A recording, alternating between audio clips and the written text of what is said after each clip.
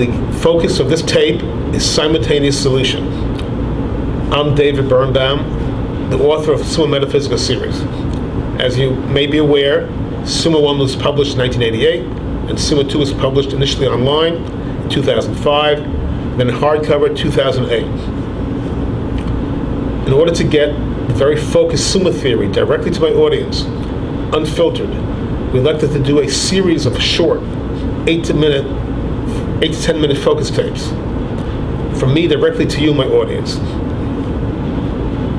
While these tapes intersect and overlap, and are done in sequence, each tape is relatively standalone. But if you have a basic familiarity with my overall schematic, you can enter at any point. So the focus of this particular tape will be the proposed simultaneous solution which Summa brings to the table. We intend with one concept to lance the main classic impasses, conundrums of metaphysics, hard sciences, and classic theology of the past several thousand years, which remain unanswered. Yes, now typically the metaphysics issues are handled separately from the hard sciences issues and separately from the theology issues. But we all know that ultimately the solution to one should dovetail with the solutions to the other. Now typically, totally separate set of people handle each field. They sort of speak a different language, different lingo. Obviously, I endeavor to speak in a common language, a so to speak universal language. But be aware that this so to speak universal language is not necessarily the maximum comfort level language of any of the three groups, metaphysicians, physicists, or theologians, but is the optimal play for my audience. In any event, there are three basic fields to elaborate.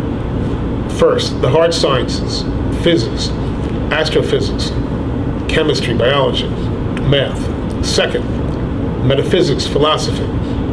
Third, theology.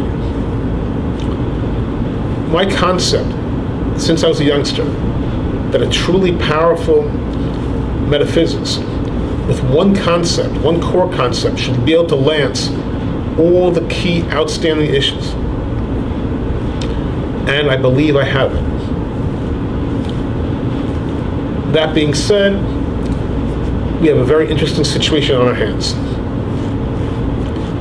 The concept being, if the proposed solution to one or two key issues simultaneously lances a slew of key issues across the spectrum of all these basic fields, then we indeed have in our hands a very interesting situation. And indeed such is the case. Now, I felt from the get-go that the so to speak code breaker was something subtle, something at the tip of consciousness, or so to speak at the tip of our noses, or in other language, hiding in plain sight, or else someone else would have seen it beforehand. Now, hiding in plain sight is a very graphic and powerful and crucial concept here. And we're going to deal with it later in depth, because it turns out to be curiouser and curious.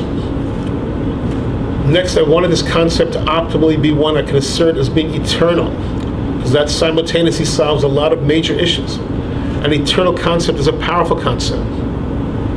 I want this to be simple, yet sophisticated. Simple, yet powerful.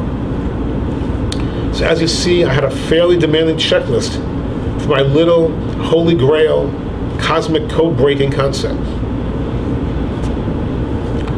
Anyway, about 25 years into my little quest, started at about age 7. Finally, in 1982, at age 32, I finally isolated on a juicy conceptual target. My little signature concept, quest for potential, infinitely iterated, pegging off the more mundane concept of potential, which we use in everyday language. Anyway, as noted, this so to speak eureka moment was early 1982, while on vacation on the beach in Barbados. So, I had to get back to New York, 1982, to check it out, to check out the encyclopedias. Then we didn't have Google search. I checked out the encyclopedias, No one had preferred that concept. I'd be on work. So since 1982, I've been working on this project. First Summa 1 and then Summa 2. It's a very carefully calibrated project. I'm a careful, calibrated person. Every step of the way, we're checking for any flaw of vulnerability. And we do not see any flaw of vulnerability. So, let's start from the get-go. In classical metaphysics, in theology, and even in physics, the first question is cosmology, cosmogony. Where does everything come from? The next question is the questions of being. Who are we? What is our place in the universe? What is consciousness? Why is there consciousness? Wherefore consciousness?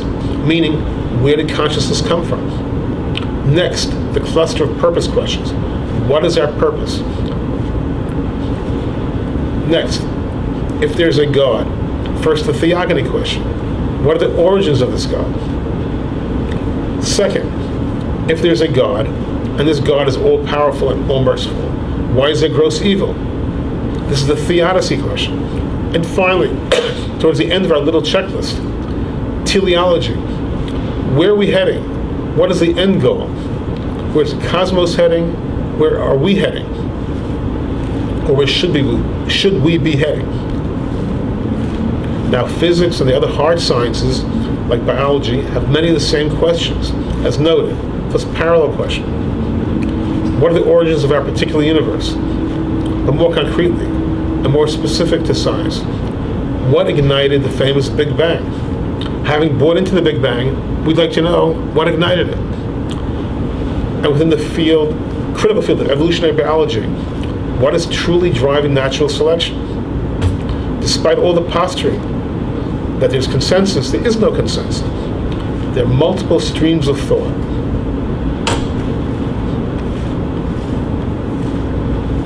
Many, but far from all, thought leaders in both metaphysics and physics often extensively posturing that all the issues are basically under control by the existing respective paradigms. But in reality, the issues are not under control at all. They're massive loose ends, massive gaps.